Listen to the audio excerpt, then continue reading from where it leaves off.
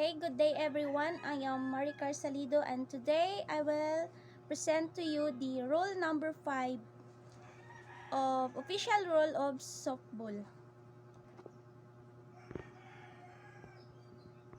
So we have choose of turn at bat.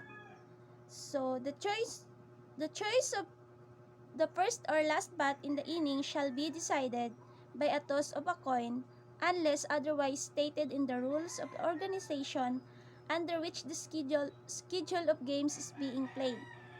We have also the fitness of ground for a game shall be decided solely by the plate umpire.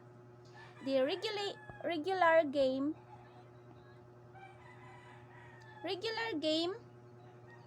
or regulation game we have consists of 7 innings. We have a full 7 innings need not be played if the team second at bat scores more runs in 6 innings, or a game that is tied at the end of 7 innings shall be continued by playing additional or until the team second at the bat has scored more runs in their half of the inning before the thing out is made. We have also the winner of game. The winner of the game shall be the team that scores more runs in regulation game. The score of a called regulation game shall be the score at the end of the last complete inning unless the team second at bat has scored more runs than the first team at bat in incomplete inning. We have also the run ahead rule. Run ahead rule shall be used at all tournaments championship. The tiebreaker or starting with the top of the 8th inning and each half inning thereafter, the offensive team shall begin its turn at bat with the player who is scheduled to bat 9th, 10th, 11th, 12th in that respective half inning being placed on second base. We have also the scoring of runs. 1 run shall be scored each time a runner legally touches first, second, third bases and home plate before the third out of inning. We have also the charge conferences. Charge conferences, we have the offensive conferences. There shall only be 1 charge offensive conference in an inning. We have also the defensive conferences. There shall be only by 3 charge defensive conferences in 7 inning game. We have also the pitching, rule number 6, pitching regulation.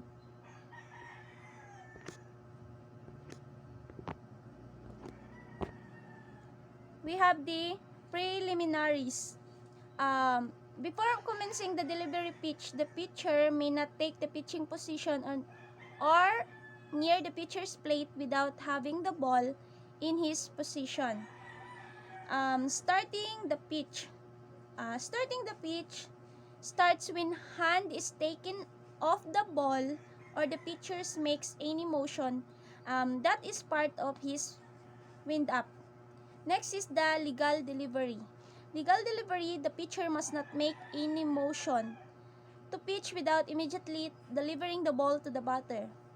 And the pitcher must not use a pitching motion in which after having the ball in both hands in swing and returns the ball to both hands in front of the body.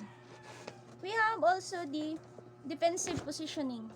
Defensive positioning, the pitcher shall not deliver a pitch unless all defensive players except the catcher who must be in the catcher's box or position in the fair territory. Foreign substance. No member of the defensive team shall at any time during the game be permitted to use any foreign substance on the ball. The catcher must remain within the catcher's box until the pitch is released. Shall return the ball directly to the pitcher after each pitch, including after foul ball. We have also the throwing to a base. Throwing to a base, the pitcher after he has taken the pitching position shall not throw a base during a live ball while his foot is in contact with the pitcher's plate. So we have the following is the effect for all sections. We have the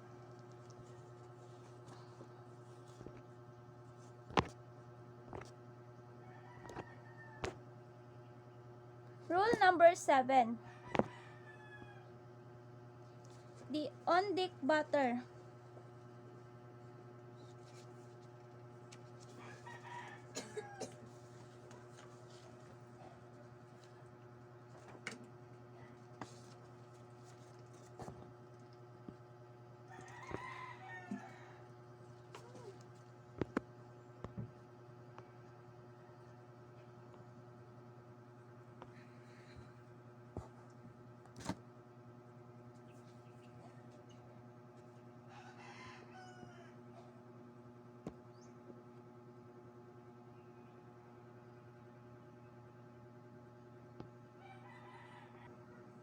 So we have the rule number 7, the batting.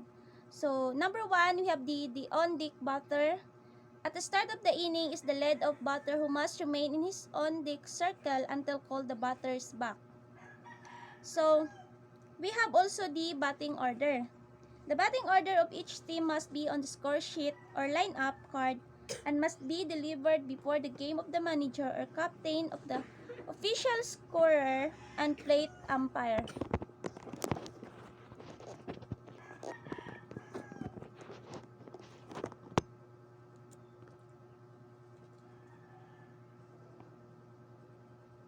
Next is the batting position. So, batting position, the batter must take his position in the batter's back within 10 seconds after the umpire has declared play ball. So, we have also the strike is called by the umpire. When any part of the legally pitched ball enters the strike zone before touching the ground and at which the batter does not swing. So, for each legally pitched ball struck and missed by the batter, for each pitch ball including an illegal pitch. So, we have also a ball is called by the umpire. So, for each legally pitch ball that number 1 does not enter the strike zone or touches the ground before reaching home plate and is not swung at, touches home plate and in which the batter does not swing. We have also the batter is out. Batter is out when the third strike is 1. We have swing at a miss and the ball touches any part of the batter's person. Not swung at the pitch ball hits the batter while the pitch is the strike zone. We have also the rule number 8. Rule number 8 is the batter becomes a batter runner when he legally hits a fair or foul ball, or when the catcher fails to catch the third strike before the ball touches the ground. We have also the batter counter is out. So, batter counter is not out if when the catcher drops the third strike and the batter runner is legally touched with the ball while off base or thrown out prior to reaching the first base. We have also the batter runner is not out. The batter runner is not out when a fielder makes a play on the batter runner while using an illegal glove. So, we have the touching bases in legal order. So, touching bases in legal order, so the runner must touch bases in legal order. Example is the first, second, third, and the home plate. So, exception, if a runner is obstructed the base, preventing the runner from touching that base, when the runner is returning to 1, the base left before a cup fly ball is first touched, or the missed base while the ball is in play, he must touch the bases in reverse order. So, effect section 4A, the ball is in play and runner must return with the liability to put out.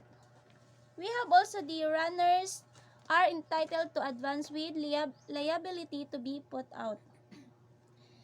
If when the ball leaves the pitcher's hands on his delivery, or when a pitch ball is batted. We have also the Section 6, or a runner forfeits his exemption from liability to be put out. If any at time he fails to touch a base, he is entitled to before attempting to make the next base. Or ang exception, if a runner is obstructed at a base preventing the runner from touching that base, or if after overrunning first base, he attempts to continue the second base. We have also the runners are entitled to advance without liability to be put out. So, when forced to vacate a base because the batter was awarded a base on balls. So, effect Section 7A, the ball remains in play unless it is blocked or any runner affected is entitled to one base and may advance further at his own risk if the ball is in play. We have also the Section 8, a runner must be returned to his base. So, a runner must return to his base but need not touch the intervening bases. When a batted ball is declared foul, and when the umpire declares the ball to have been illegally batted, or when a batter runner is called out for interference. And the runner is out. Runner is out when, while running to any base in regular or reverse order, he ran more than 0.91 meters or 3 feet from that base path to avoid being touched by the ball in the hands of a fielder. Then we have the runner is not out. Runner is not out when he runs behind or in front of the fielder and outside the base path in order to avoid interfering with the fielder attempting to field the batted ball in the base path. And when he does not run in direct line to the base, provided the fielder in the direct line does not have the ball in his position. And when more than fielder attempts to field at batted ball and the runner comes in contact with the one who in the umpire's judgment was not entitled to field the ball. Take note, a runner teaching a base safely will not be out for being off that base. If it becomes dislodged, or he may return to that base without liability to be put out when the base has been replaced. A runner forfeits this exemption if he attempts to advance beyond the dislodged base before it's again in proper position. And take note of this one. A conference includes players in the field leaving their position and going to dug out for instructions, regardless of whether time has been requested or not.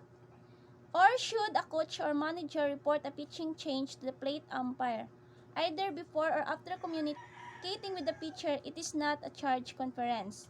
Or should a manager or coach from the dugout report a change to the umpire, this is not considered a charge conference. After making the change, the manager may then cross the foul line to talk any defensive player. And the conference is over when the manager or coach crosses the foul line returning to the dugout. Or conferences are accumulative and do not start over with a new pitcher entered into the game.